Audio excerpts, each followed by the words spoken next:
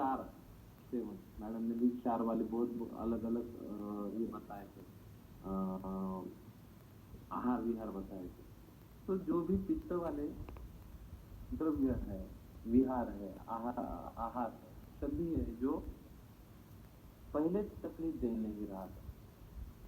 पानी पूरी पहले तकलीफ नहीं दे रही थी, लेकिन अभी पित्त का काल बढ़ा है, पित्त पहले से ही बढ़ा है और पित्त वाले ही हम खा रहे हैं, चारा भी जो भी है, जैसे चाइनीज के बारे में भी बोल रहे थे।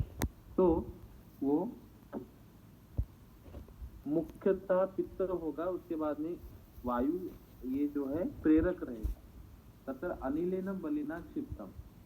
अब वायु अभी वर्षा ऋतु हो चुका है, बीच बीच में आ रहा है वर्षा ऋतु, तो वो बलवान था और उसकी कोई चिकित्सा नहीं की होगी अगर किसी ने, जैसे बस्ती चाहिए तो इसमें से अभी इतने लोग किसने बस्ती की है, जनरली नहीं की है ना कुछ लोगों ने। इंडिया में 1.4 बिलियन है, कितने लोग ने बस्ती की, नहीं की ना। तो वो जो वायु का संचय प्रकोप प्रसर रहता है, वो प्रकोप प्रसर की अवस्था भी चालू है और पित्त भी आ रहा है साथ में, क्योंकि बीच बीच में बारिश का सारी, अब गुवाहाटी में भी बारिश थी, तिरुवनंतपुरम में बारिश थी, मैच के लिए हम देख रहे थे, मैच बंद हो रहा है, तो जगह पे बारिश ही है। तो वर्षा ऋतु भी साथ में है, अक्टूबर भी नजदीक आ रहा है। ऐसे इसमें जो बलवान वायु है, देखो पित्त बढ़ेगा तो स्वस्थान में ही बढ़ेगा, लेकिन उसको निकाल के बाहर फेंकने वाला इधर उधर वायु है। कफ बढ़ेगा तो स्वस्थान में ही बढ़ेगा, लेकिन उसको निकाल के इधर उधर लेके जाने वाला वायु है।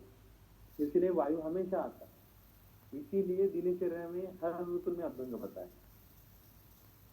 हर ऋतु में अभ्यंग अगर हम करेंगे कि तो बाकी की संप्राप्ति कंट्रोल करने के लिए इजी है। जैसे अभी तेल का अभ्यंग हम करेंगे तो तिल तो पित्त बढ़ाता है ना, लेकिन पित्त विकार नहीं होगा उसको, क्योंकि वो वायु का शमन करेगा। अगर करना है तो आपको ज्यादा तिल की जगह नारियल का तेल तक ले सकते हैं, अभ्यंग शीत तेल ले सकते हैं, वो बात पित्त घना काम करेगा उसी हिसाब से। तो घृत भी ले सकते हैं अभ्यंग की।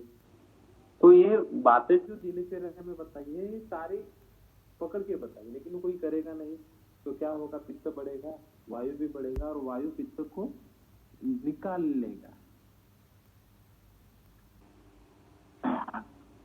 बलिना क्षिप्तम, वो वायु क्या करेगा, वायु में क्या करेगा, हवा थोड़ी आएगी। वायु की गुण क्या है, तत्र वृक्ष लघु शीत खर सूक्ष्म चलो अनिला।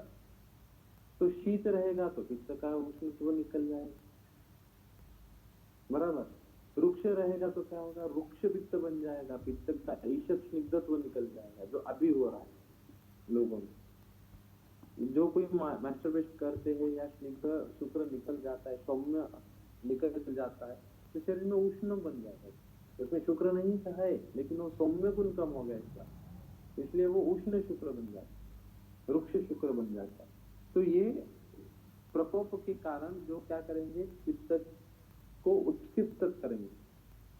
जैसे डोसा बना रहे हैं, डोसा बनाते समय पहले ठंडा पानी डाला जाता है, अगर सीधा डोसा का ये डालेंगे तो वो क्या हो जाएगा, खराब हो जाएगा, चिपकेगा या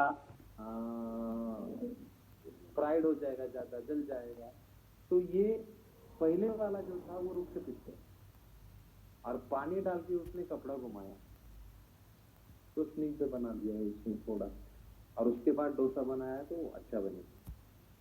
यही कंसेप्ट हमारे पित्त विदग्धा जीर्ण और हमारे आमा जीर्ण या विस्तृता जीर्ण में ये कंसेप्ट हमारे पेट में लागू पड़ती है। इसीलिए जब किसी को ज्वर आया है और उसने पैरासिटामोल ली है, ज्वर तो चले जाता है, लेकिन उसकी वजह से वो धातुएं जल जाती,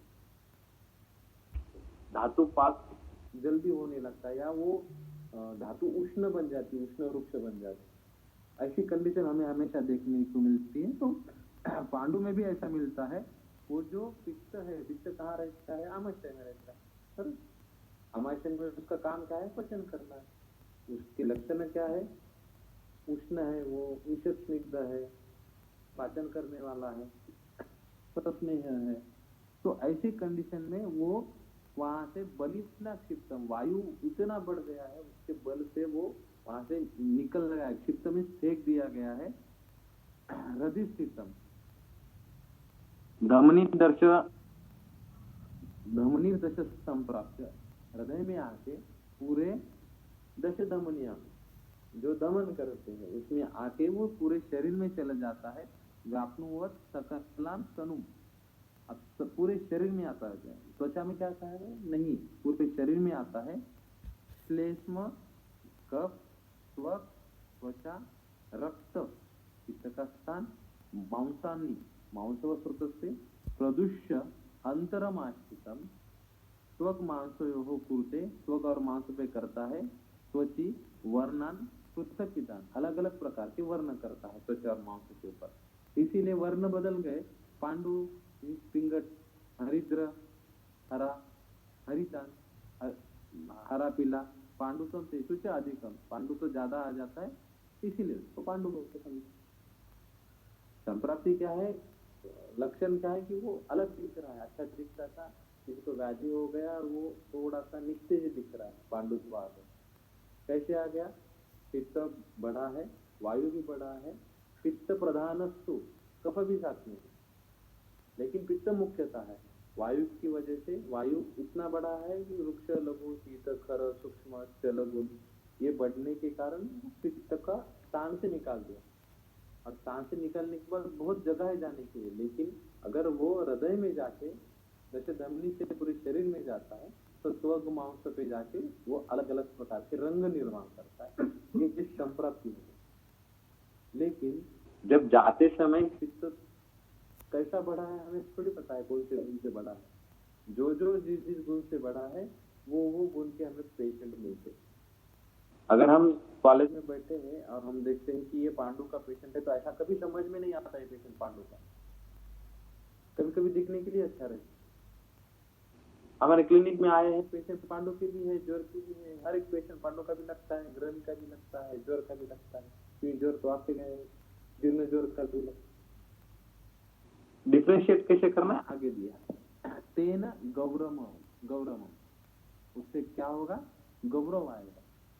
गौरव में क्या? जड़त्व। कहाँ कहाँ से आएगा? पूरे शरीर में आएगा, सकलांतर। अब ये गौरव एक शब्द है, वो पित्त की वजह से भी आता है, कफ की वजह से भी आता है। इसीलिए द्रव पित्त जब बढ़ता है, जब पेशेंट को देखो, आप आयुर्वेद में जो सीनियर लोग हैं वो हमेशा बोलते हैं द्रव उष्ण पित्त बढ़ा, द्रव उष्ण पित्त बढ़ा है, लेकिन कैसे बढ़ा है हमें नहीं समझता स्टूडेंट को। वो बोले हैं, हमें भी पता चलता है द्रव पित्त उष्ण बढ़ा है, सूर्णमाक्षिक लेना है, गैरिक लेना है, या वो पक्वाशय में गया है तो दाढ़ी मातली दूध लेना है और विरेचन करवाना है, लेकिन वो देखे कैसे? हमें समझता ही नहीं ना, इसका द्रव पित्त बढ़ा या इसका बढ़ा है, कैसे समझ? हिस्ट्री, लक्षण देखने के लिए हमें बहुत टाइम लगता है, लेकिन अगर हम हिस्ट्री पकड़ेंगे और खाने पीने में क्या कर रहा है तो सबका द्रव उष्ण पित्त भी बढ़ा है, हर एक का। किसी को दाह है, किसी को नींद में उठने से आलस है, वो पित्त की वजह से रहता है। वो गौरव आता है क्योंकि वो द्रव गुण से पित्त ज्यादा बढ़ा है, लिक्विडिटी ज्यादा बढ़ी पित्त की, और वो रक्त में गया है। रक्त में जाने के कारण सिंपल सिंपल छोटे छोटे लक्षण दिखता है, जैसे मसूड़ में से ब्लड निकलना, खून निकलना, जैसे आंखों में उठने के बाद पित्त का स्थान है, थोड़ा बर्निंग महसूस होना, थोड़ी बार मोबाइल देखने के बाद बर्निंग महसूस होना, ये छोटी छोटी लक्षण है, ये द्रव पित्त बढ़ाता है। इसलिए कषाय और रक्त को बल देने वाला, रक्तगत पित्त कम करने वाला सुवर्णमाक्षिक ऐसी जगह पे बहुत काम है। इसलिए हमारे कॉम्बिनेशन में देखो ऐसे हम हमेशा रहते ये समय। तो ये इतना छोटा है, जैसे कल सर बता रहे थे, भस्म करते क्या है, कोई भी दवाई क्या करती है, बॉडी में कितना टाइम रहती है? ज्यादा टाइम नहीं रहती है, निकल जाती है।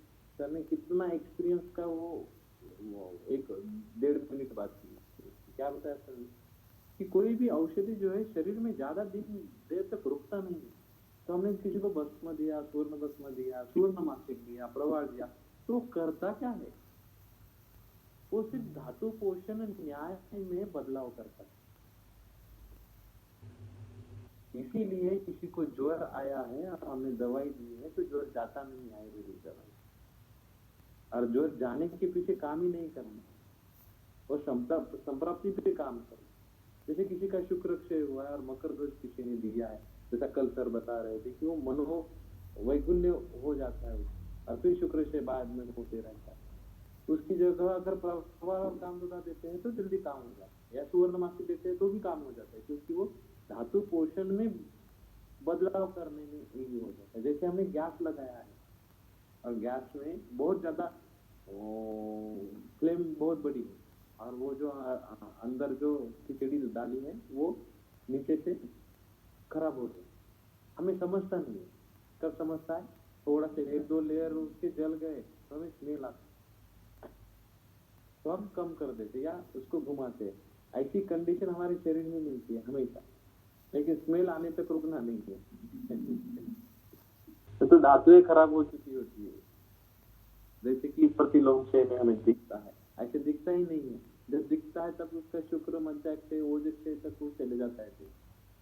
तो यहाँ क्या दिया है कि गौरव मा जाता है चित्त में, धातु नाम शैथिल्यम ओजस्य गुणस्य, जैसा अभी मैंने बताया। उसके क्या होता है? तत्र गौरवम धातु नाम, शरीर में जो धातु है रस रक्त मांस में रक्त मज्जा शुक्र, उसमें गौरव आ जाता है। तो गौरव है तो अच्छा है नहीं, बिल्कुल नहीं। धातुना शैथिल्यम, शैथिल्यम और शैथिल्य भी आता है।